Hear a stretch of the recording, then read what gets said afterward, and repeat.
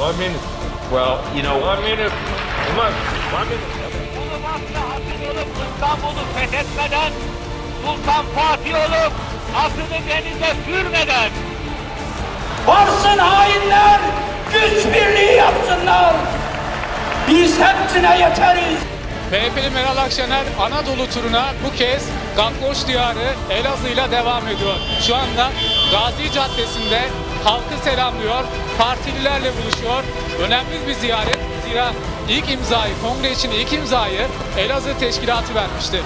Şimdi sizin altınızdan pis kokular geliyor. Efendim Amerika'nın hoşuna gitmez. Bana ne Amerika'dan? Bana ne Amerika'dan?